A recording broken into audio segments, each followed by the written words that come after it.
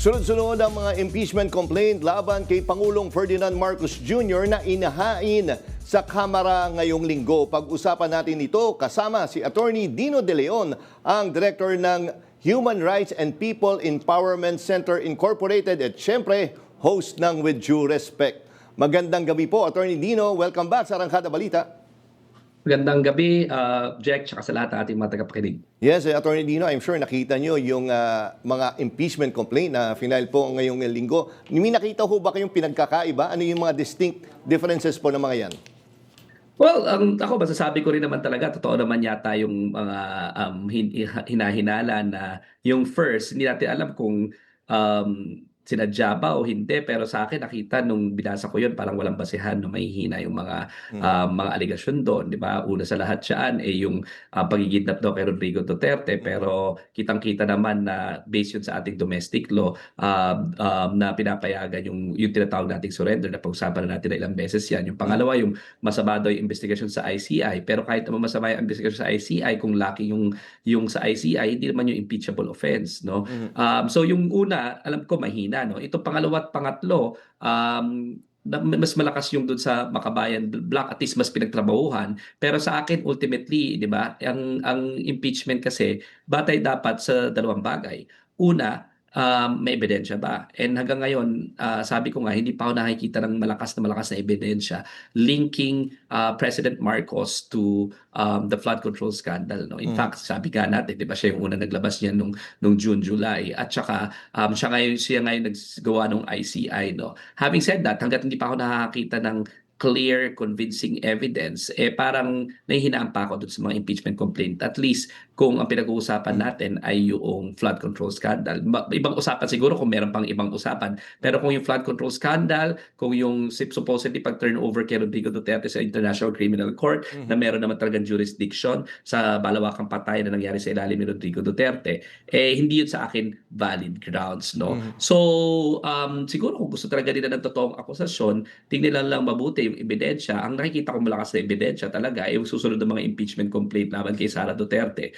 Diba? So alam natin yung mga pieces of evidence dyan, yung Mary Jane Piatos, yung confidential fund scandal, yung usap-usapin doon sa nilaro nila yung procurement sa DepEd ng mga laptops, yung malawakang patayan doon sa Davao Death Squad na si Sara Duterte daw mismo ang nag-utos, either ayon kay Ardo Las Cañas, yung pagwawala ni VP Sara at sinabing gumawa na siya ng assassin para patayin yung presidente, yung First Lady tsaka yung Speaker of the House, na ang mismong ang ebidensya natin doon ay yung kanyang national televised broadcast, no? Yun yung mga malalakas na ebidensya, very clear, pati yung mga vouchers na para bang pare-pareho yung handwriting nung pagka-liquidate, no? Yung testimonya mismo nila Yusek Munsayak na sinasabi nga na may mga distribution ng pera doon sa DepEd na nung panahon ni Sara Duterte. At syempre yung overall kalidad ng edukasyon natin ngayon, no? Sabi ng EDCOM, 1% yata yung competence rate, no? Proficiency rating ng mga Pilipino, tapos ang taas-taas ng illiteracy rate. Paano ba naman, no? Nagsimula yan bumaba lahat nung panahon ni Pinoy, wala na tayong backlog sa classrooms, ha? Nung nag-end yung panahon ng Aquino administration, nagsimula ulit yung backlog ng classrooms panahon ng Rodrigo Duterte, at lalong tumaas nung si Sara Duterte ang DepEd secretary, no? So yun, actual facts yun.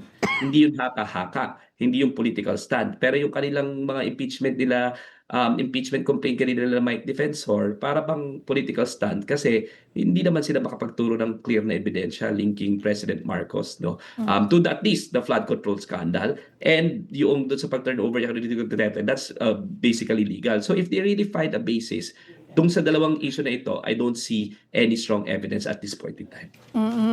So bakit po kaya parang sobrang sinisiraan ng kampo ng mga Duterte ang itong naunang impeachment complaint? At alam naman natin itong nag-file ng third impeachment na sina Mike Defensor. Sino po ba? Who are the people behind this third impeachment?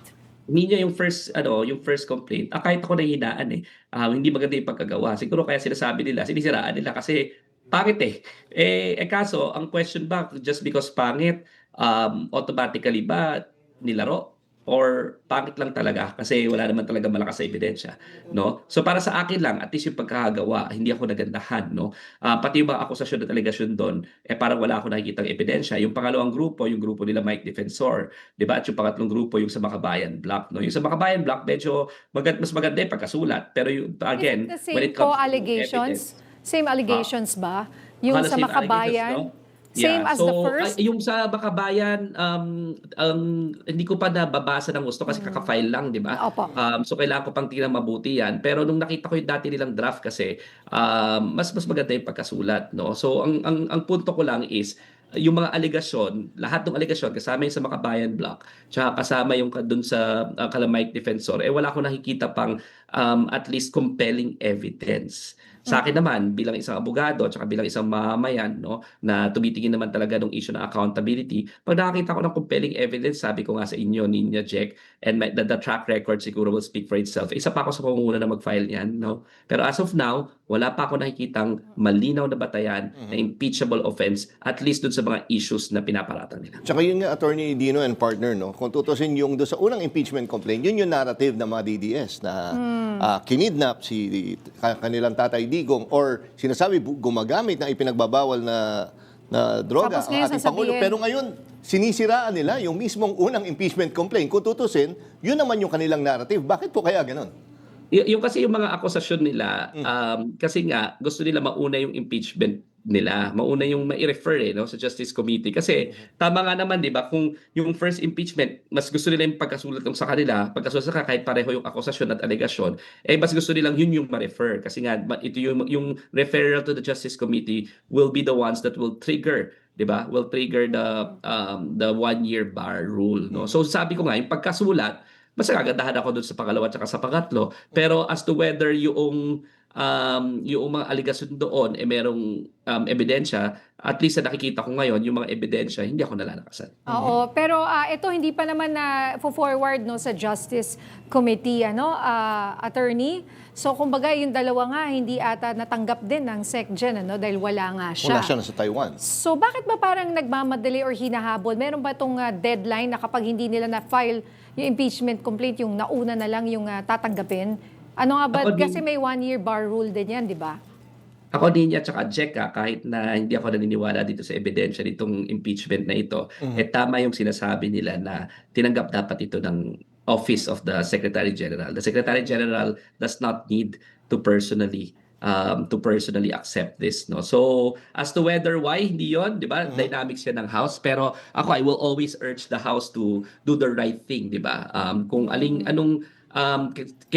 paano ba nila ito i-refer, no? Paano ba nila i-handle yung hearings? Alam ko naman na ang impeachment ay quasi-political, quasi-judicial. Kasi tandaan natin, magte-trigger din yung filing nung kay Sara Duterte sa February 6. So even in the prioritization of which impeachment will be first accomplished, it's gonna be at the discretion of the House, no? And dito kailangan ng patunayan ng House kung saan ba sila babatay? Babatay ba sila sa politika o babatay sila sa ebidensya? And sa akin, kung ebidensya pinag-uusapan, it is very clear that we have to prioritize the impeachment of Sara Duterte. Ayun nga po. At huling tanong lang po, tsaka maiksi siguro na lang, gano'n na tayo kahanda sa sinasabi na February 6 na pwede na ulit magsampa ng panibagong impeachment complaint laban sa ating vice-presidente? Matagal na tayong handa, di ba? Meron na nga yung complaint dati. Okay, the only reason why na nagkaroon naman ng 1-year bar rule dahil doon sa kaso ni Sara Duterte last year is because sabi, yung ang final daw sa Senado, yung 4th impeachment, pero may nauna daw mga ni-refer. So now, the decision is, yung referral, yung nag-trigger ng 1-year ban rule, no? So bar rule. So ibig sabihin, handa na yung mga complaint, andyan pa rin yung mga ebidensya, nakita na natin yung mga ebidensya, at uusisahin ulit yung mga ebidensya na yun dahil according sa sa desisyon ng korte, kailangan mag-conduct ng mini hearings yung Justice Committee, no? So doon pa lang mabibilid na yung ebidensya. Pero the evidence speak for themselves. Napakalakas ng ebidensya. Yun nga ang tawag namin sa batas, res ipsa loquitur. The thing speaks for itself. It's not just the thing. It's Sara Duterte's mouth speaking that he contracted an assassin, and that is the strongest form of evidence. So kung tutuusin para sa isang, let's say ako, ordinary individual, do, pag sabi mo nga, it's very obvious na parang pag ako judge, guilty ka na, di ba? Pero so tingin nyo, ganun ba magiging kadali? Ito pagdating ng pag natuloy itong kaso na to, kasi di ba, I'm sure you've heard the other opinion ng isang UP professor na UP College of Law Assistant Professor Paulo Tamase, na sabi niya, kapag hindi malakas itong kaso na to at natuloy itong impeachment complaint laban kay VP Sara, it could backfire. Di ba? Dapat malakas na malakas ito dahil kung hindi nila ito mapuprove, yung sympathy ng taong bayan, it's gonna be very obvious na ayaw nyo lang siyang tumakbo bilang presidente sa 2028. Well, may mga sentimiento, di ba? Pero ang lagi ko lang sinasabi, regardless of the political ramifications, let's do the right thing as a Filipino people. And anong tama dito, di ba? Ang tama dito, ebidensya, ebidensya, ebidensya. What do the evidence speak? You know? What do the evidence say? And pagdating sa ebidensya, I have no business defending Bongbong Marcos. I did not support Bongbong Marcos. In fact, yung mga nagdedemanda sa kanya, sila, di ba, sila bike defensor, etc., ang mga sumuporta sa kanya, di ba? So, but it's just that the quality of evidence does not seem to indicate na he's directly involved in the flood control projects. At least the evidence that I'm seeing right now. Okay. Juxtapose that with the pieces of evidence kay Sara Duterte, sa akin palagay, no, more than enough na yung ebidensya, no? So contrary to the evaluation of some, Apo. I think it's more than enough. Okay, Attorney Dino De Leon. Again, maraming salamat sa pagtanggap sa aming tawag dito sa Arangkada Balita. Happy weekend, sir, at ingat po kayo. Happy weekend and see you in With Due Respect sa Sunday. Sige po, sir.